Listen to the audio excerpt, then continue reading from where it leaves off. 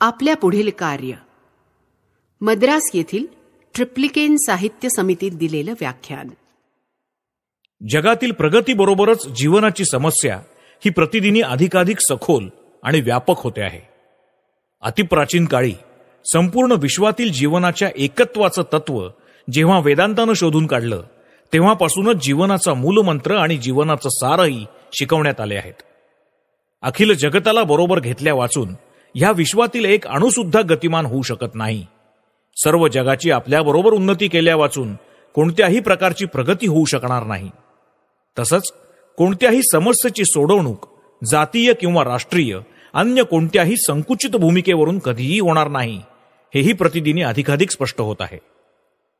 प्रत्येक कल्पना सर्व जगाला सामावून घेईल एवढी व्यापक झाली पाहिजे. प्रत्येक आकांक्षा एवढी विशाल होणं आवश्यक आहे की ती अखिल मानव जातीलाच नव्हे तर जीवसृष्टीला सुद्धा व्यापून टाकेल. यावरून हे स्पष्ट होईल की गेल्या काही शतकात आपला देश प्राचीन काळा इतका महान का राहिलेला नाही. आपल्या या अधोगतीचं एक कारण असं आढळून येईल की आपली दृष्टी आणि आपल्या कार्याचं क्षेत्र ही दोन्ही संकुचित झाली. एकाच मूळच्या मानव वंशातून निर्माण झालेल्या पण भिन्न अवस्था आणि भिन्न परिस्थिती यात पडलेल्या अशा दोन विलक्षण जाती आपल्या विशिष्ट पद्धतीने जीवन समस्या सोडवू लागल्या. या दोन जाती म्हणजे प्राचीन ग्रीक आणि हिंदू ह्या आहेत. उत्तरेस हिमाच्छादित शिखरं असलेला हिमालय, निर्मल पाणी असलेल्या मैदानातील सागरतुल्य नद्या, सृष्टीची परमसीमा दर्शवणारी विशाल अरण्य, या सगळ्यांनी वेढल्यामुळे आर्य हे अंतर्मुख बनले. आर्य वंशामुळे स्वभावतः लाभलेली कुशाग्र बुद्धिमत्ता आणि भोवतालचे भव्योदात्त सृष्टी सौंदर्य यामुळे आर्य साहजिकच अंतर्मुख बनले. स्वतःच्या मनोव्यापारांच्या विश्लेषणाला भारतीय आर्यांनी स्वतःला वाहून घेतलं. दुसरीकडे ग्रीक लोकांनी जिथे वस्ती केली तो भूभाग भव्योदात्त असण्याऐवजी सुंदर होता. ग्रीक द्वीपसमूहातील ती बेटं सुंदर होती. भोवतालचा निसर्ग समृद्ध असला तरी साधाच होता. या सर्व गोष्टींमुळे ग्रीक लोकांची मनोवृत्ती सहजच बहिर्मुख बनली आणि ते बाह्य जगताच्या विश्लेषणाकडे वळले. त्यामुळे आपल्याला असं आढळून येतं की भारतात सर्व विश्लेषणात्मक शास्त्रांचा उदय झाला आणि ग्रीसमध्ये बाह्य घटनांचं निरीक्षण करून सामान्यीकरण करणारी सगळी भौतिकशास्त्र जन्माला आली. हिंदू मन आपल्या विशिष्ट मार्गानं प्रगत झालं आणि अत्यंत आश्चर्यमुग्ध करणारे सिद्धांत त्यांनी शोधून काढले. आजही हिंदूंची तर्कशुद्ध विचारशक्ती आणि भारतीय बुद्धीचं विलक्षण सामर्थ्य अतुलनीय आहेत. अन्य देशातील मुलांशी आपल्या देशातील मुलांची स्पर्धा झाल्यास आपल्या देशातील मुलं नेहमी सरस ठरतात. पण भारतावर मुसलमानांचं राज्य होण्याच्या सुमारे 2 शतकं पूर्वी ज्यावेळी भारताची शक्ती लोप पावली, त्यावेळी भारतीय विचारसरणीच्या वैशिष्ट्याचा इतका अतिरेक झाला की ती पतन पावू लागली. आणि आपल्याला हे पतन गायन, कला, विज्ञान आदी सर्व क्षेत्रात पाहायला सापडतं. कलेच्या क्षेत्रात कोणतीही व्यापकता, प्रमाणबद्धता किंवा कल्पनेची उदात्तता राहिली नाही. आणि मग सर्वच बाबतीत केवळ अलंकारप्रियता वाढीला लागली. आपल्या जातीची मौलिकता, नवीन नवीन कल्पना प्रसवण्याची शक्ती जणू काही लोप पावली. संगीताच्या क्षेत्रातही प्राचीन संस्कृत संगीतातला हृदयाला हेलावून सोडणारा भाव उरला नाही. तसंच पूर्वी प्रत्येक स्वर आपापलं वैशिष्ट्य राखून जसा सुसंवाद निर्माण करत असे तसं आता राहिलं नाही आणि स्वरांचं स्वतंत्र वैशिष्ट्यही लोप पावलं. आजचं सगळं संगीत म्हणजे तुटक तुटक अशा सर्व स्वरांची खिचडीच बनलं आहे. त्यात मिश्र स्वरांचा अस्ताव्यस्त गोंधळच दिसून येतो. संगीतातील पतनाचंच हे लक्षण आहे. याप्रमाणे आदर्शवादी विचारांचं तुम्ही विश्लेषण केलं तर तुम्हाला आढळून येईल की त्यात देखील मौलिकतेचा अभाव झालेला असून अलंकारप्रियतेकडे अधिक कल झुकत आहे. आणि आपलं वैशिष्ट्यपूर्ण कार्यक्षेत्र जो धर्म, त्यातही अतिभयंकर असं पतन घडून आलं आहे. पाणी उजव्या हाताने प्यावं की डाव्या अशा क्षुल्लक समस्या घेऊन ज्या समाजानं शेकडो वर्ष वादविवादात घालवली, त्या समाजाकडून तुम्ही कसली अपेक्षा करू शकाल? देशातील अत्यंत विचारशील व्यक्ती शेकडो वर्ष स्वयंपाकघरातील समस्यांवर सोवळं शिवाशिवीचं प्रायश्चित्त या गोष्टींवर वाद घालत बसाव्यात, ह्यापेक्षा अधिक पतन कोणतं असू शकेल? जगात ईश्वरासंबंधीच्या आणि आत्म्यासंबंधीच्या आजवर उपदेशल्या गेलेल्या तत्वांमध्ये सर्वात उदात्त आणि सर्वात श्रेष्ठ अशी वेदांत तत्व नष्टप्राय झाली, अरण्यात दडून राहिली आणि केवळ थोड्याशा संन्याशांनी ती जतन केली. बाकीचे सगळे लोक खाद्याखाद्य, सोवळं ओवळं यासारख्या क्षुल्लक प्रश्नांचा खल करण्यात निमग्न झाले. मुसलमानांच्या विजयामुळे आपल्याला पुष्कळ चांगल्या गोष्टी प्राप्त झाल्या यात शंका नाही. जगातील अत्यंत साधारण मनुष्य सुद्धा सर्वात उच्च अशा व्यक्तीलाही काहीतरी शिकवू शकतोच. पण मुसलमान लोक भारतीय समाजात नवीन शक्ती संचारित करू शकले नाहीत.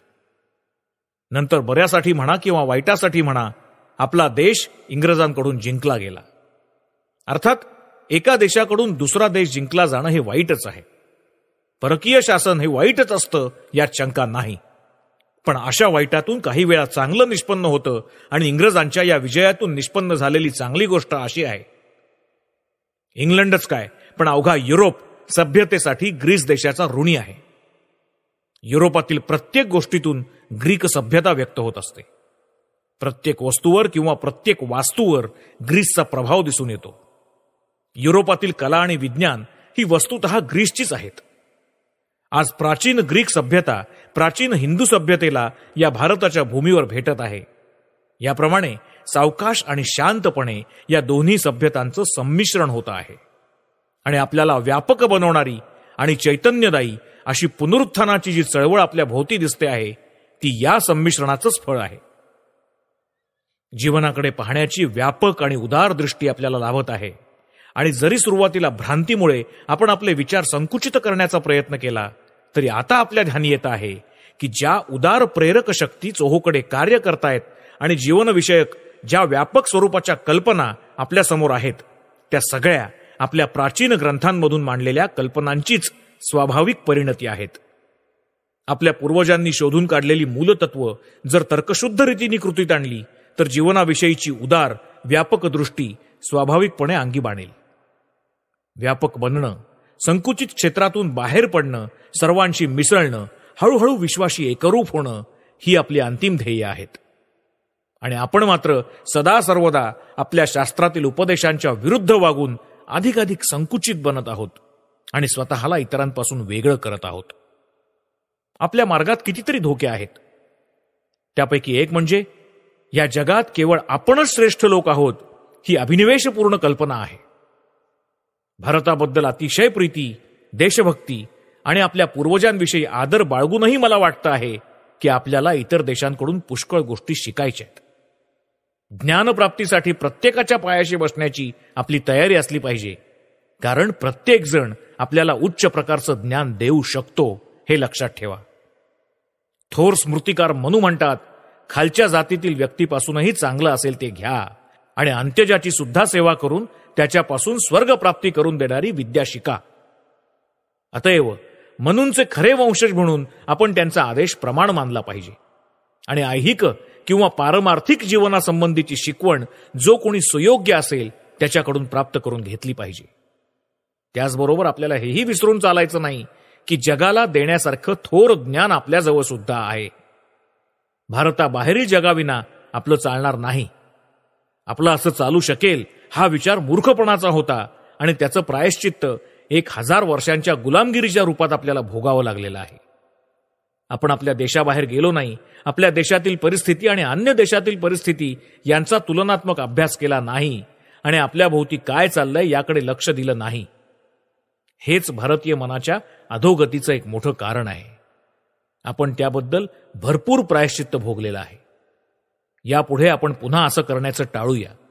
भारतीयांनी भारताबाहेर जाऊ नये अशा प्रकारच्या सर्व कल्पना बालिश आहेत, मूर्खपणाच्या आहेत. त्या मुळापासून नाहीशा केल्या पाहिजेत. भारताबाहेरच्या निरनिराळ्या देशांमध्ये तुम्ही जितका अधिक प्रवास कराल तितके ते तुम्हाला, तुमच्या देशाला हितावह आहे.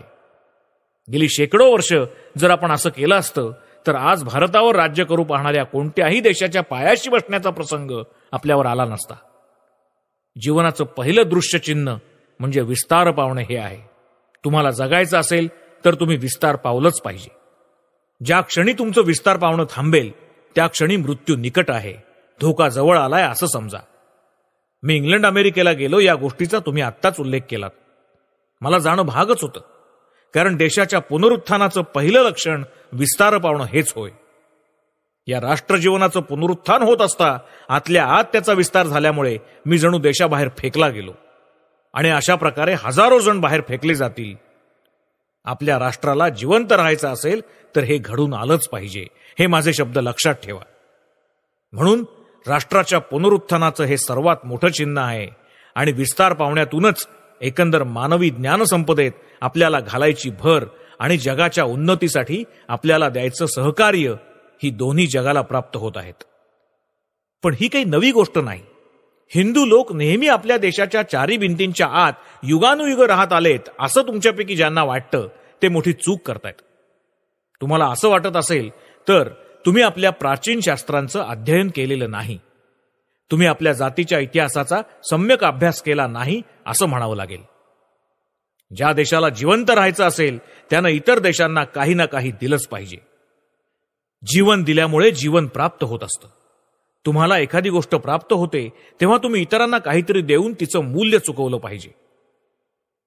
आपण कित्येक सहस्र वर्ष जिवंत आहोत ही गोष्ट आपण अमान्य करू शकत नाही.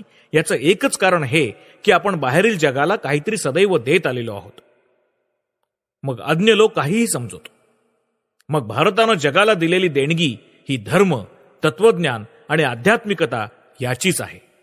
आणि धर्माला आपल्या प्रसाराचा मार्ग मोकळा करण्यासाठी आघाडीवर सैन्य असण्याची आवश्यकता नाही. ज्ञान आणि तत्वज्ञान यांना दुसरीकडे जाण्यासाठी रक्ताचे पाट वहावावे लागत नाहीत. ज्ञान आणि तत्वज्ञान ही रक्ताळलेली मानवी शरीर तुडवत आणि हिंसा करत एका ठिकाणाहून दुसऱ्या ठिकाणी जात नसून प्रेम आणि शांती यांच्या सहाय्याने ती संक्रमित होत असतात. आणि नेहमी असंच घडत आलं आहे. त्याप्रमाणे आपल्याला नेहमीच द्यावं लागलं आहे. लंडनमध्ये एका तरुण स्त्रीनं मला विचारलं, तुम्ही हिंदू लोकांनी काय केलंय? तुम्ही कधीही एक देश सुद्धा जिंकला नाही. शूर, साहसी, क्षत्रिय इंग्रजांच्या दृष्टिकोनातून हे सगळं बरोबर आहे. एखाद्या मनुष्यानं दुसऱ्यावर विजय मिळवणं हेच त्यांच्या दृष्टीने गौरवास्पद कार्य आहे. त्यांच्या दृष्टीने हे ठीकच आहे, पण आमच्या दृष्टिकोनातून ते अगदी चुकीचं आहे. भारताच्या महत्तेचं कारण कोणतं असं मी स्वतःला जर विचारलं तर उत्तर येईल की आपण कधीही कोणाला जिंकलं नाही हेच आपल्या महत्तेचं कारण आहे. त्यातच आपला गौरव आहे. आपला धर्म जयिष्णू नाही अशी निंदा तुम्ही प्रतिदिनी ऐकता आणि मला खेद वाटतो की ज्यांना अधिक कळायला हवं असे लोकही कधी कधी अशी निंदा करताना आढळतात. मला वाटतं की नेमका हाच युक्तिवाद आपला धर्म अन्य कोणत्याही धर्मापेक्षा अधिक सत्य आहे हे सिद्ध करण्यासाठी योग्य ठरेल. आपल्या धर्मानं दुसऱ्याला कधीही जिंकलं नाही, कधी रक्तपात केला नाही. उलट त्यानं सर्वांवर आशीर्वचनांचा, शांततेच्या, प्रेमाच्या किंवा सहानुभूतीच्या शब्दांचाच नेहमी वर्षाव केलेला आहे. या भूमीत आणि केवळ याच भूमीत परमत सहिष्णुतेचा, आदर्शाचा प्रथम प्रचार केला गेला आणि केवळ याच ठिकाणी सहानुभूती आणि परमत सहिष्णुता प्रत्यक्ष व्यवहारात उतरल्या. अन्य सर्व देशात त्या केवळ सिद्धांतातच आढळतात. केवळ याच भूमीत हिंदूंनी मुसलमानांकरता मशिदी बांधल्या आणि ख्रिस्ती लोकांकरता प्रार्थना मंदिरं बांधून दिली. याप्रमाणे तुम्ही हे पाहिलं की आपला संदेश कितीदा तरी जगाला प्राप्त झाला, पण तो अगदी शांतपणे, हळुवारपणे आणि नकळत दिला गेला आहे. सर्वच बाबतीत भारताची कार्यपद्धती अशीच आहे. भारतीय विचारसरणीचं वैशिष्ट्य हेच आहे की ती मूक आणि शांत आहे. याचबरोबर तिच्यात विलक्षण शक्ती असूनही ती हिंसेमधून कधीही व्यक्त होत नाही. भारतीय विचारातील शक्ती ही अशी मूक मोहिनी शक्ती आहे. एखाद्या परदेशी मनुष्यानं आपलं वाङ्मय अभ्यासासाठी घेतलं तर प्रथमदर्शनी ते त्याला कंटाळवाणं वाटतं, कारण त्यात परदेशी वाङ्मयाप्रमाणे उत्तेजना नाही, चटकन उत्तेजित करणारी तीव्र गती नाही. युरोपातील दुःख परिवासाई नाटकांची आपल्या देशातल्या तसल्या प्रकारच्या नाटकांची तुलना करा. पाश्चात्य दुःख परिवसाई नाटकं अत्यंत क्रियायुक्त असतात. ती तुम्हाला थोडा वेळ उत्तेजित करतात, पण ती संपताच प्रतिक्रियेला सुरुवात होते. तुमच्या मेंदूतून मग सगळं काही पुसलं जातं. भारतीय दुःख परिवसाई नाटकं जादूगाराच्या शक्तीसारखी असतात. ती शांत आणि मूक अशी असतात. पण तुम्ही त्यांचं जसं जसं परिशीलन करत जाल तसतशी ती तुमच्या मनाची पकड घेत जातात. मग तुम्ही हलूही शकत नाही. तुम्ही मुग्ध होता आणि ज्यांनी म्हणून आमच्या वाङ्मयात प्रवेश करण्याचं धैर्य दाखवलं त्यांना या विलक्षण प्रभावाची जाणीव झाली आणि ते त्या वाङ्मयातच नित्य आसक्त राहिले. ऐकू न येता आणि न दिसता हळुवारपणे पडणारे दवबिंदू सुंदर गुलाबांना फुलवतात. जगाच्या विचारसंपदेला भारतानं दिलेली देणगी ही या दवबिंदूंप्रमाणे आहे. भारताच्या विचारांचा प्रभाव शांत आणि नकळत पडणारा असूनही तो सर्व शक्तिमान आहे. त्यानं जगाच्या विचारात क्रांती घडवून आणली आहे. ती कशी आणि केव्हा घडून आली हे मात्र कोणालाच माहीत नाही. एकदा मला असं सांगण्यात आलं, भारतातील कोणत्याही ग्रंथाच्या लेखकाचं नाव शोधून काढणं हे किती अवघड आहे. यावर मी उत्तर दिलं, हे भारतीय विचारसरणीला अनुसरूनच आहे. आजकालचे लेखक 90% कल्पना दुसऱ्याच्या चोरून घेतात आणि 10%च त्यांच्या स्वतःच्या असतात. आणि तरीही ते प्रस्तावनेमध्ये असा मजकूर लिहिण्याची दक्षता घेतात की या सर्व मतांबद्दल मी जबाबदार आहे. भारतातील प्राचीन लेखक हे अशा आधुनिक लेखकांसारखे नव्हते. त्या थोर लेखकांनी मानवांच्या मनावर महान प्रभाव पाडला, पण आपल्या ग्रंथांवर स्वतःचा नामनिर्देश न करताही त्यांनी ग्रंथसंपदा निर्माण केली आणि भावी पिढ्यांसाठी ती ठेवून त्यांनी शांतपणे या जगाचा निरोप घेतला. आपल्या दर्शनांचे लेखक कोणाला माहिती आहेत? आपल्या पुराणांचे लेखक कोणाला ठाऊक आहेत? व्यास, कपिल यांच्यासारख्या सामान्य नावांनी त्यांचा निर्देश होत असतो. ते श्रीकृष्णाचे खरे वारसदार आहेत. ते गीतेचे खरे अनुयायी आहेत. तुम्हाला कर्म करण्याचा अधिकार आहे, पण त्यांच्या फलांवर तुमचा अधिकार नाही. हा गीतेचा महान संदेश त्यांनी प्रत्यक्षात आचरणात आणला. याप्रमाणे भारताचं सगळ्या जगावर कार्य होत आलेलं आहे. पण त्यासाठी एका गोष्टीची अपेक्षा असते. व्यापारी मालाप्रमाणे विचार सुद्धा कुणीतरी निर्माण केलेल्या मार्गांनीच एका ठिकाणाहून दुसरीकडे जाऊ शकतात. एका ठिकाणाहून दुसरीकडे विचारांचं संक्रमण होण्यापूर्वीही मार्गाची सिद्धता ही असावीच लागते. आणि जेव्हा जेव्हा जगाच्या इतिहासात एखादं विश्वविजयी राष्ट्र उदयाला येतं आणि जगातील भिन्न विभागांना एकत्र जोडतं, तेव्हा तेव्हा निर्माण झालेल्या या मार्गांनी भारतातील विचारांचा प्रवाह वाहू लागतो आणि सर्व मानववंशाच्या नसानसातून तो प्रविष्ट होतो. बौद्धांच्या जन्मापूर्वीही भारतीय विचार जगातील देशांमधून प्रविष्ट झालेले होते. अशा स्वरूपाचे पुरावे प्रतिदिन अधिकाधिक उपलब्ध होत आहेत. बौद्ध धर्माच्या उदयापूर्वीही वेदांतानं चीनमध्ये, इराणमध्ये आणि पूर्वेकडील द्वीपसमूहात प्रवेश केलेला होता. ज्यावेळी ग्रीसमधील शक्तिशाली पुरुषांनी पौर्वात्य जगाचे भिन्न भिन्न विभाग एकत्र आणले, त्यावेळीही भारतीय विचार तिथे प्रविष्ट झाले. आणि आपल्या सभ्यतेचा गर्व वाहणारा ख्रिस्ती धर्म हा भारतीय विचारखंडाचा केवळ एक समूह आहे. बौद्ध धर्म हा कितीही महान असला तरी तो आपल्याच धर्माचं एक बंडखोर संतान आहे. तसंच ख्रिस्ती धर्म देखील आपल्याच धर्माचं एक अपूर्ण अनुकरण आहे. कालचक्र फिरून आता पुन्हा तसाच समय आला आहे. आज इंग्लंडच्या भीमपराक्रमानं जगाचे विविध भाग एकत्र जोडले गेले आहेत. इंग्रजांचे वाहतुकीचे मार्ग रोमन लोकांप्रमाणे जमिनीपुरते मर्यादित नाहीत, तर ते समुद्रातूनही सर्व दिशांना पसरले आहेत. सागरा महासागरांवरून इंग्रजांचे मार्ग गेलेले आहेत. जगाचा प्रत्येक भाग दुसऱ्या भागाशी जोडला गेला असून वीज ही नवीन नेमलेल्या दूताप्रमाणे या सर्व भागात फार मोठं कार्य करते आहे. अशी अनुकूल परिस्थिती निर्माण झाल्यामुळे भारत पुन्हा जागृत होतो आहे आणि जगाच्या सभ्यतेतील आणि प्रगतीतील आपला वाटा उचलण्यासाठी सिद्ध होतो आहे. आणि प्रकृती धर्मानुसारच मला इंग्लंड आणि अमेरिका या ठिकाणी धर्माचा प्रचार करण्यासाठी जाणं भाग पडलं, हे याचंच फल आहे. आपल्यापैकी प्रत्येकाच्या हे ध्यानी यायला हवं की आता योग्य वेळ आलेली आहे. सर्व ठिकाणी आपल्याला अनुकूल अशी चिन्ह दिसत आहेत आणि भारतातील तत्वज्ञानात्मक आणि आध्यात्मिक विचारांनी पुन्हा एकदा जगभर संचार करून विश्वविजय संपादन केला पाहिजे.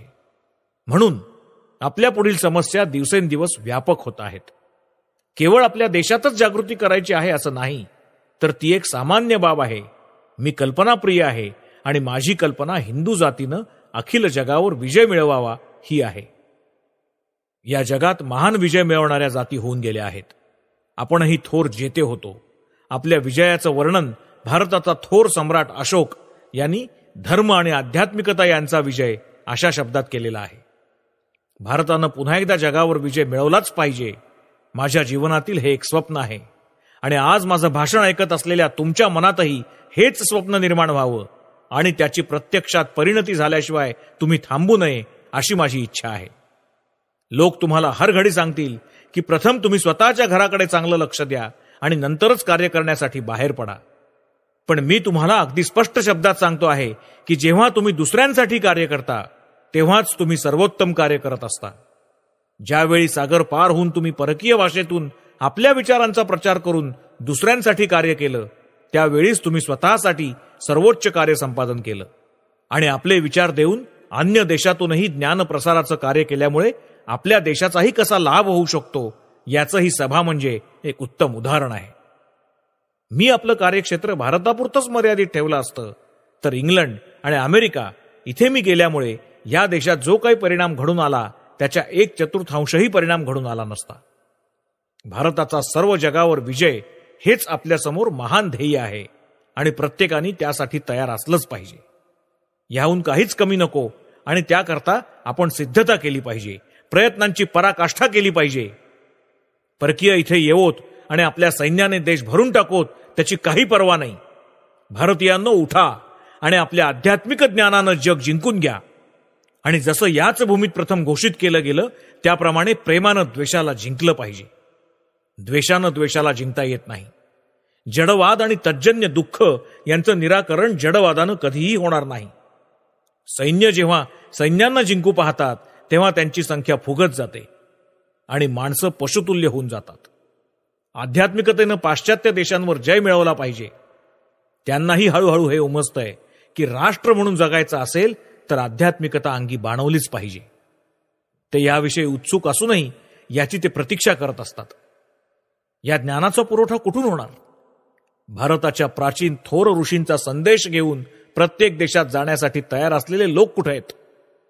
हा संदेश जगाच्या कानाकोपऱ्यात पोहोचावा यासाठी सर्वस्वाचा त्याग करण्यासाठी सिद्ध असलेली माणसं कुठे आहेत? सत्याच्या प्रसारासाठी असे वीरपुरुष हवे आहेत. वेदांतातील थोर तत्व आणि संदेश परदेशात जाऊन विशद करण्यासाठी असेच शूर कार्यकर्ते हवे आहेत. जगाला हे हवंय, त्या विना जगाचा नाश ओढवेल. अवघं पाश्चात्य जगत आज जणू काही ज्वालामुखीच्या तोंडावर बसलेला आहे. उद्याच त्याचा स्फोट होऊन त्याचे तुकडे तुकडे उडू शकतील. जगाचा प्रत्येक कोपरानकोपरा पाश्चात्यांनी धुंडाळला असूनही त्यांना शांती लाभलेली नाही. सुखाचं अकंठ पान करूनही त्यांची तृप्ती झालेली नाही. भारताचे आध्यात्मिक विचार पाश्चात्य देशात खोलवर रुजवण्याचं कार्य करण्याची हीच वेळ आहे. म्हणून मद्रासमधील तरुणांनो, विशेषतः ही गोष्ट लक्षात ठेवण्यास मी तुम्हाला सांगतो आहे. आपण आपल्या देशाबाहेर गेलं पाहिजे आणि आपल्या आध्यात्मिकतेनं आणि तत्वज्ञानानं जग जिंकलं पाहिजे. दुसरा काहीही उपाय नाही. आपण हे केलं पाहिजे, अन्यथा नाश अटळ आहे. जागृत आणि प्रभावी राष्ट्रजीवन हवं असेल तर भारतीय विचारांनी जगावर विजय मिळवलाच पाहिजे. याबरोबरच आपण हेही विसरता कामा नये की आध्यात्मिक विचारांनी जगावर विजय मिळवणं याचा अर्थ जीवनदायी सिद्धांतांचा प्रचार करणं हा होय. शतकानुशतकं आपण उराशी बाळगलेल्या शेकडो खुळचट समजुतींचा प्रचार करणं नाही. या खुळचट समजुतींना तर ह्या भूमीतूनही अशा प्रकारे दूर केलं गेलं पाहिजे की त्या कायमच्या नष्ट होतील. त्या आपल्या समाजाच्या पतनाचं कारण असून त्यांच्यामुळे मेंदू दुर्बल होत असतो. आपला मेंदू थोर आणि उदात्त विचार ग्रहण करण्यासाठी असमर्थ होऊ नये. नवीन नवीन विचार करण्याची त्याची शक्ती लुप्त होऊ नये. त्याचं सर्व तेज नष्ट होऊ नये. धर्माच्या नावाखाली क्षुद्र खुळचट समजुतींना कवटाळून त्यांनी स्वतःला दूषित करू नये याची आपण काळजी घेतली पाहिजे. ह्या आपल्या भारत देशात आपल्यासमोर कितीतरी धोके आहेत. एकीकडे घोर जडवाद आहे तर दुसरीकडे घोर अंधविश्वास आहे. हे दोन्ही धोके आपण टाळले पाहिजेत. आज अशी काही माणसं आढळतात की पाश्चात्य ज्ञानाची मदिरा पिऊन उन्मत्त झाल्यामुळे त्यांना असं वाटतं की आपल्याला सर्व काही कळालं आहे. हे लोक प्राचीन ऋषींना हसतात. त्यांच्या दृष्टीनं सर्व हिंदू विचारसरणी म्हणजे केवळ एक भारूड आहे. हिंदू तत्वज्ञान म्हणजे बालकांची बडबड आहे आणि हिंदू धर्म म्हणजे मूर्खांच्या अत्यंत खुळचट समजुतींचं गाठोडं आहे. या उलट दुसरे काही लोक आहेत, ते सुशिक्षित आहेत पण ते एककल्ली आहेत.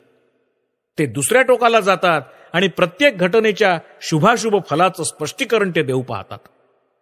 आपल्या विशिष्ट जातींच्या, आपल्या विशिष्ट देवतेसंबंधीच्या आणि आपल्या विशिष्ट खेड्यातील सर्व खुळचट समजुतींचं ते तात्विक, आध्यात्मिक आणि तऱ्हेतऱ्हेचं बालिश स्पष्टीकरण देत असतात. त्यांच्या मते खेड्यातील प्रत्येक खुळचट समजूत ही वेदवाक्यासारखी असते आणि तिचं पालन करण्यावर देशाचं सगळं जीवन अवलंबून आहे असं त्यांना वाटतं. यापासून तुम्ही सावध असलं पाहिजे. खुळचट समजुतींना कवटाळून बसणारे मूर्ख असण्यापेक्षा तुम्ही पूर्णपणे नास्तिक असलेले मला आवडेल. कारण नास्तिकात एक प्रकारचं जीवन तरी आढळतं आणि त्यांच्या उन्नतीची काही आशा तरी असते. पण एकदा का अंधविश्वासात शिरला की मेंदू निकामी बनतो, तो क्षीण होऊन जातो आणि मग जीवनाचं अधःपतन सुरू होतं. हे दोन्ही धोके टाळा. आपल्याला आज शूरवीरांची खरी गरज आहे. आपल्याला हवं आहे ताज्या दमाचं रक्त, शक्तिशाली स्नायू, लोखंडी मांसपेशी आणि पोलादी स्नायू. आता लेच्यापेच्या कल्पना नकोत, त्या सगळ्या टाळा. चमत्कारांच्या किंवा गूढ गोष्टींच्या मागे लागू नका. धर्मामध्ये त्यांना स्थान नाही. वेदांत, वेद, संहिता किंवा पुराण ह्यात असल्या गूढ गोष्टी आहेत का? प्राचीन ऋषीवर्यांनी धर्माच्या प्रचारासाठी गुप्त मंडळ स्थापन केली होती का? सगळ्या जगाला महान सत्य देण्यासाठी त्यांनी हातचलाखी किंवा चमत्कार केल्याचा निर्देश कधी आढळतो का? गुप्त गूढ गोष्टींच्या मागे लागणं आणि खुळचट समजुती बाळगणं ही दौर्बल्याची लक्षणं आहेत. ती नेहमीच पतनाची आणि मृत्यूची लक्षणं असतात. म्हणून त्यांच्यापासून सावध राहा, सामर्थ्यशाली व्हा आणि स्वावलंबी बना. जगात मोठमोठ्या आणि आश्चर्यकारक अशा गोष्टी आहेत. प्रकृतीच्या आपण जेवढ्या कल्पना करू शकतो त्या दृष्टीने पाहता आपण त्यांना प्रकृतीच्या पलीकडील किंवा अद्भुत म्हणू शकू. पण त्यांच्यापैकी एकही गोष्ट गूढ नाही. या भारतभूमीत असं कधीही सांगण्यात आलेलं नाही की धर्मातील सत्य ही गूढ आहेत किंवा हिमालयाच्या शिखरावर वास करणाऱ्या काही गुप्त मंडळांचाच त्यांच्यावर अधिकार आहे. मीही हिमालयात वास्तव्य केलंय. तुम्ही तिथे गेलेला नाही. तुमच्या घरापासून तो शेकडो मैल दूर आहे. मी एक संन्यासी आहे आणि गेली 14 वर्ष मी सतत प्रवास करीत आहे. पण मी सांगतो की अशा प्रकारची गूढ किंवा गुप्त मंडळ मला कुठेही आढळली नाहीत. या खुळ्या समजुतींच्या मागे लागू नका. तुम्ही आणि तुमचा समाज दोघं अगदी जडवादी झालात तरी चालेल. निदान त्यामुळे तुमच्या ठाई सामर्थ्य तरी राहील. पण तुम्ही जर या खुळचट समजुतींच्या मागे लागलात तर मात्र तुमचं पतन किंवा तुमचा मृत्यू अनिवार्य आहे. बलसंपन्न लोकांनी या खुळचट समजुतीचा खल करण्यात आणि अत्यंत खुळ्या समजुतींची रूपकात्मक स्पष्टीकरण शोधून काढण्यात आपला वेळ खर्च करावा ही गोष्ट समस्त मानवजातीला लज्जास्पद अशी आहे. धीट व्हा. प्रत्येक समजुतीचं अशा प्रकारे स्पष्टीकरण देण्याचा प्रयत्न करू नका. वस्तुस्थिती अशी आहे की आपल्यामध्ये पुष्कळच भोळ्या समजुती आहेत. आपल्या समाजरूपी शरीरावर कितीतरी फोड आणि व्रण आहेत. ते कापून काढून नष्ट केले पाहिजेत. पण त्यामुळे आपला धर्म, आपलं राष्ट्रीय जीवन आणि आपली आध्यात्मिकता यांचं काहीही नुकसान होणार नाही. धर्माची सर्व मूलतत्व सुरक्षित आहेत आणि एकदा हे दुष्ट व्रण नाहीसे झाले की ही मूलतत्व अधिक तेजानं चमकू लागतील. या तत्वांनाच तुम्ही चिकटून राहा. आमचाच धर्म सार्वजनीन धर्म आहे असा दावा प्रत्येक धर्माच्या वतीनं मांडण्यात येतो हे तुम्हाला माहीतच आहे. सुरुवातीलाच मला तुम्हाला हे सांगितलं पाहिजे की संभवतः कोणताच धर्म कधीही सार्वजनीन धर्म होऊ शकत नाही. पण असा हा दावा सांगू शकणारा एखादा धर्म असेल तर तो केवळ आपलाच धर्म आहे, दुसरा नाही. कारण अन्य प्रत्येक धर्म हा एक किंवा अनेक विशिष्ट व्यक्तींवर अवलंबून आहे. अन्य सर्व धर्म हे ऐतिहासिक मानल्या गेलेल्या व्यक्तींच्या जीवनाभोवतीच गुंफले आहेत. या धर्मांना असं वाटतं की यातच आपली शक्ती आहे. पण वास्तविक पाहता त्यातच त्यांचं दौर्बल्य आहे. कारण अशा व्यक्तींची ऐतिहासिकता असत्य ठरली की या धर्माचा सगळा डोलारा कोसळून पडतो. या थोर धर्मसंस्थापकांची अर्धी जीवन असत्य सिद्ध झालेली आहेत आणि उरलेल्या अर्ध्या भागाबद्दल बळकट संशय घेण्यात येतो आहे. म्हणून ज्या सत्याचं प्रामाण्य केवळ त्यांच्याच शब्दावर अवलंबून होतं ती सगळी सत्य हवेत विरून जात आहेत. पण आपल्या धर्मात अशा अनेक व्यक्ती होऊन गेल्या असल्या तरी आपल्या धर्मातील सत्य त्यांच्यावर अवलंबून नाहीत. श्रीकृष्णाची थोरवी ते श्रीकृष्ण होते यात नसून ते वेदांताचे थोर आचार्य होते यात आहे. ते तसे नसते तर बुद्ध देवांप्रमाणे त्यांचाही नामनिर्देश या देशात शिल्लक राहिला नसता. याप्रमाणे आपली निष्ठा ही नेहमीच तत्वांवर राहिलेली आहे, व्यक्तींवर नाही. व्यक्ती ह्या केवळ तत्वांच्या साकार मूर्ती किंवा उदाहरणं आहेत. तत्व जर सुरक्षित असतील तर हजारो लाखो व्यक्ती निर्माण होतील. तत्व जर सुरक्षित असेल तर गौतम बुद्धांसारख्या शेकडो हजारो व्यक्ती जन्माला येतील. पण तत्व लुप्त किंवा विस्मृत झालेलं असेल आणि सर्व राष्ट्रीय जीवन जर तथाकथित ऐतिहासिक व्यक्तींभोवती घोटाळत राहील तर अशा धर्माची अवनती अनिवार्य आहे. असा धर्म धोक्यात आल्या वाचून राहणार नाही. केवळ आपलाच धर्म असा आहे की जो एखाद्या किंवा अनेक व्यक्तींवर आधारलेला नसून तत्वांवर आधारलेला आहे. त्याचबरोबर त्यात लक्षावधी व्यक्तींना, महापुरुषांना वाव आहे. नूतन महापुरुषांना किंवा अवतारांनाही त्यात भरपूर वाव आहे. पण त्यांच्यापैकी प्रत्येक जण या शाश्वत तत्वांचं उदाहरण असला पाहिजे हे आपण विसरून चालणार नाही. आपल्या धर्माची ही सर्व तत्व सुरक्षित आहेत आणि ती सुरक्षित राखणं हे प्रत्येकाचं जीवित कार्य झालं पाहिजे. युगायुगातून साठणाऱ्या धुळीपासून आणि दोषांपासून आपण त्यांचं संरक्षण केलं पाहिजे. आपल्या समाजाची वारंवार अधोगती होत असतानाही वेदांताची तत्व कधीही मलिन झाली नाहीत ही आश्चर्याची गोष्ट आहे. अत्यंत दुष्ट व्यक्तींनी देखील त्यांना कलंकित करण्याचं धाडस केलेलं नाही. आपली शास्त्र ही जगातील सर्वात सुरक्षित अशी शास्त्र आहेत. इतर ग्रंथांची तुलना केली असता त्यांच्यात प्रक्षिप्त गोष्टी, अर्थाची ओढाताण किंवा त्यातील आशय नष्ट करण्याचा प्रयत्न दिसत नाही. प्रथम त्यांचं जसं स्वरूप होतं अगदी तसंच ते अजूनही आहे आणि ही शास्त्र मानवांना त्याच ध्येयाच्या दिशेने अजूनही घेऊन जात आहेत. या ग्रंथावर निरनिराळ्या भाष्यकारांनी भाष्य लिहिलेली आहेत. थोर आचार्यांनी त्याचा प्रचार केलेला आहे. त्यावर विविध संप्रदायही आधारले गेले आहेत. आणि तुम्हाला असं आढळेल की या वेदग्रंथात वरपांगी विरोधी वाटणारे विचारही आहेत. या वेदग्रंथातील काही श्लोक पूर्ण द्वैतवादी आहेत तर दुसरे काही श्लोक पूर्ण अद्वैतवादी आहेत.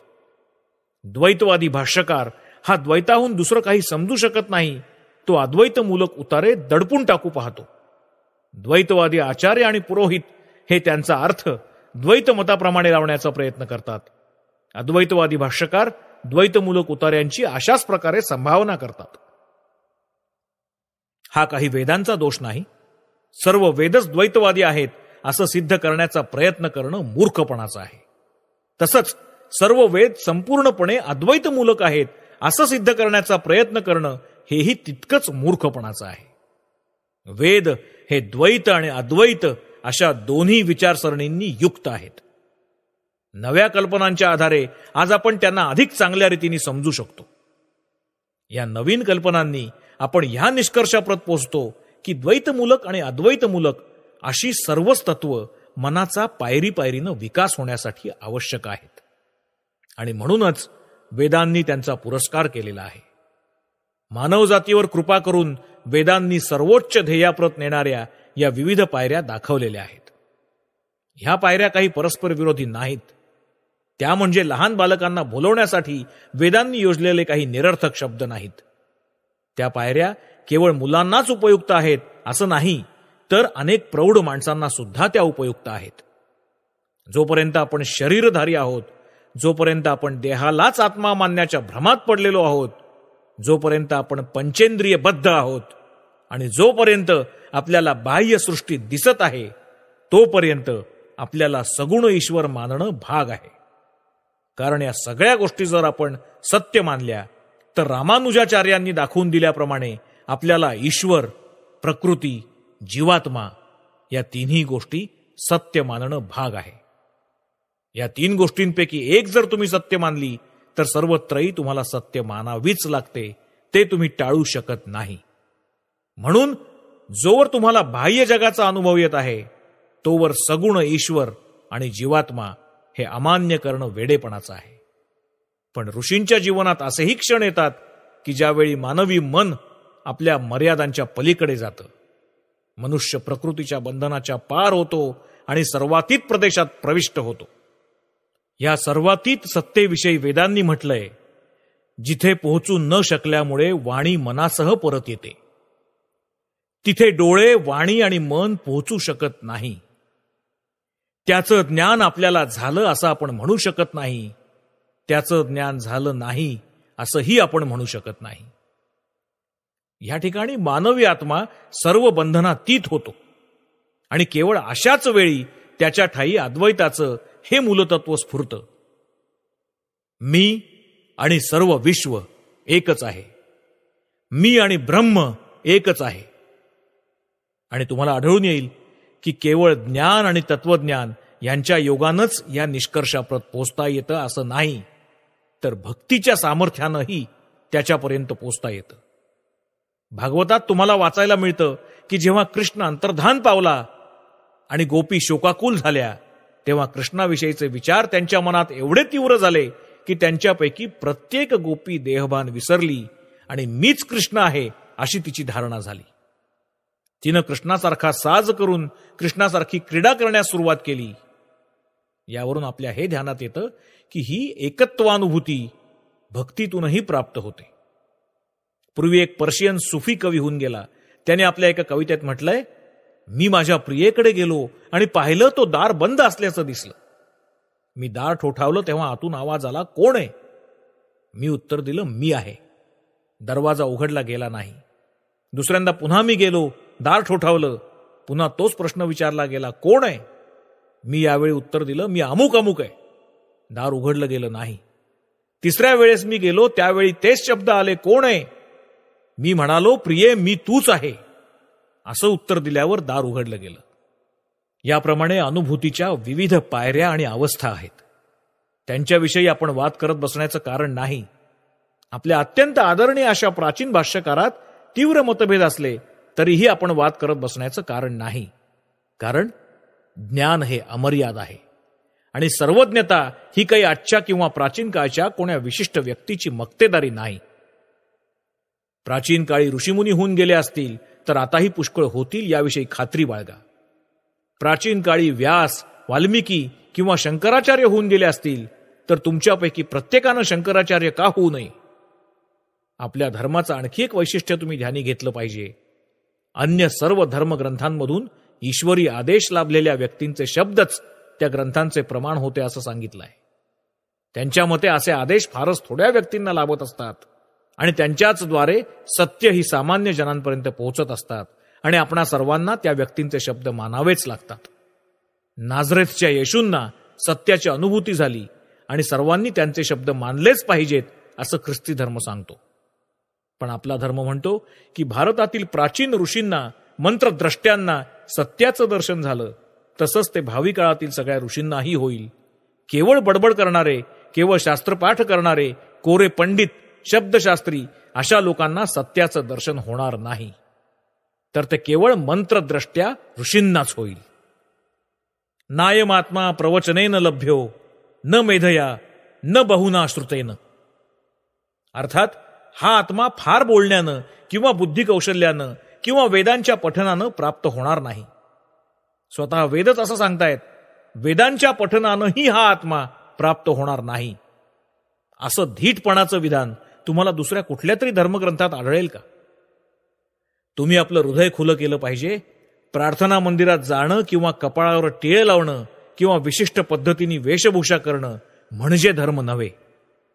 तुम्ही स्वतःला इंद्रधनुष्याच्या सगळ्या रंगांनी चित्रित करू शकाल, पण तुमचं हृदय खुलं झालेलं नसेल, तुम्हाला ईश्वराची अनुभूती झाली नसेल, तर हे सगळं व्यर्थ अवडंबर आहे. हृदय जर ईश्वराच्या रंगांनी रंगलेलं असेल तर त्याला बाह्य रंगाची जरुरीच राहणार नाही. तात्पर्य हे की धर्माची प्रत्यक्ष अनुभूती झाली पाहिजे. आपण हे विसरता कामा नये की रंग किंवा इतर बाह्य गोष्टी जोपर्यंत आपल्या आध्यात्मिक उन्नतीस सहाय्यक आहेत तोपर्यंत त्या चांगल्या आहेत, तोवर त्या सर्व स्वागतार्ह आहेत. पण त्यांच्यातलं सारतत्व निघून जाण्याचं भय असतं आणि मग त्या आध्यात्मिक उन्नतीला सहाय्य करण्याऐवजी अडथळा उत्पन्न करतात. अशा वेळी मनुष्य बाह्य अवडंबरासच धर्म मानू लागतो. मंदिरात जाणं आणि पुरोहिताला दक्षिणा देणं यालाच तो धर्म समजू लागतो. या गोष्टी अनिष्टकारक आणि विघातक आहेत. आपण त्यांना तात्काळ आळा घातला पाहिजे. आपली शास्त्र पुन्हा पुन्हा घोषित करतात की इंद्रियांच्या द्वारे लाभणारं ज्ञान म्हणजे काही धर्म नव्हे. ज्यामुळे त्या अविकारी आत्मतत्वाची अनुभूती येते तो धर्म होय. आणि प्रत्येकाच्या पक्षी हाच खरा धर्म आहे ज्याला इंद्रियातीत सत्याची अनुभूती झालेली आहे, ज्यानं स्वतःमध्ये आत्मतत्वाचा साक्षात्कार करून घेतला आहे आणि ज्यानं ईश्वराला प्रत्यक्ष पाहिलं आहे. ज्याला सर्वाभूती ईश्वराचं दर्शन होत आहे तो ऋषी झाला असं समजावं. आणि जोवर तुम्ही ऋषी होत नाही तोवर तुमच्या धार्मिक जीवनास प्रारंभ होत नाही. ऋषी झाल्यावरच तुमचं धार्मिक जीवन सुरू होईल. सध्या तुम्ही त्या जीवनाची केवळ पूर्वतयारी करत आहात असं म्हणता येईल. ऋषी झाल्यावरच तुमच्या धार्मिक जीवनाचा उदय होईल. तोवर केवळ बौद्धिक कसरत आणि कायिक कष्ट एवढंच तुमच्या प्रयत्नाचं स्वरूप असतं. म्हणून आपण हे लक्षात ठेवलं पाहिजे की ज्याला म्हणून मोक्ष हवा असेल त्यानं ऋषित्व प्राप्त करून घेतलं पाहिजे, त्यानं मंत्रद्रष्टा झालं पाहिजे, त्याला ईश्वराचं दर्शन झालं पाहिजे, असं आपला धर्म आपल्याला स्पष्ट आणि निस्संदिग्ध शब्दात सांगतो. यालाच मोक्ष असं म्हणतात. हाच आपल्या शास्त्रांचा सिद्धांत आहे. आता आपल्याला स्वतःच्या बुद्धीनं शास्त्राचं परिशीलन करणं सोपं होईल आणि आता आपण स्वतःच त्याचा अर्थ समजू शकू. त्याचं विश्लेषण करून आपल्याला ज्या गोष्टीचं प्रयोजन असेल तेवढ्या आपण ग्रहण करू शकू. आपण स्वतः सत्य समजून घेऊ शकू. आपण असंच केलं पाहिजे. त्याबरोबरच प्राचीन ऋषींबद्दल, त्यांच्या कामगिरीबद्दल आपण सर्व प्रकारे आदर बाळगला पाहिजे. हे प्राचीन ऋषी थोर होते, पण आपल्याला त्यांच्याहून अधिक थोर व्हायचंय. त्यांनी प्राचीन काळी मोठं कार्य केलं, पण आपण त्यापेक्षाही अधिक प्रभावी कार्य केलं पाहिजे. प्राचीन काळी भारतात शेकडो ऋषी होते. आता आपल्यामधून लक्षावधी ऋषी उदयाला येतील. होय, ते निश्चित उदयाला येतील. आणि जेवढ्या लवकर ह्यावर तुमच्यापैकी प्रत्येकाचा विश्वास बसेल तेवढं भारताच्या आणि जगाच्या दृष्टीने हिताचं होणार आहे. जशी तुमची श्रद्धा असेल तसे तुम्ही व्हाल. आपण ऋषी व्हावं अशी तुमची श्रद्धा असेल तर तुम्ही उद्याच ऋषी व्हाल. तुम्हाला कोणीही अडवू शकणार नाही. कारण वरपांगी विरोधी दिसणाऱ्या किंवा भांडणाऱ्या आपल्या सर्व संप्रदायांमध्ये जे एकच तत्व विद्यमान आहे ते हेच की सर्व ऐश्वर्य, सामर्थ्य आणि पावित्र्य ही आत्म्यामध्ये मूलतःच वसत आहेत. फक्त रामानुजाचार्यांच्या मते या आत्म्याचा कधी संकोच तर कधी विस्तार होतो. तर हे सगळे विकार म्हणजे भ्रम होत असं शंकराचार्यांचं मत आहे. या मतभेदांकडे लक्ष देऊ नका. व्यक्त असो की अव्यक्त असो, सामर्थ्य हे आत्म्यातच आहे हे सर्वांनाच मान्य आहे. आणि यावर जेवढ्या लवकर तुम्ही विश्वास ठेवाल तेवढं तुमचं हित होईल. तुमच्यातच सर्व शक्ती आहे. तुम्ही सर्व काही करू शकता, यावर श्रद्धा ठेवा. आपण दुर्बल आहोत असं समजू नका. आजकाल आपल्याला वाटत असतं तसं स्वतःला वेडं किंवा अर्धवट समजू नका. कोणाच्याही मार्गदर्शना वाचूनही तुम्ही कोणतीही गोष्ट करू शकाल. सर्व प्रकारचं सामर्थ्य तुमच्यात वसत आहे. उठून उभे राहा आणि स्वतःमधील ईश्वरत्व प्रकट करा.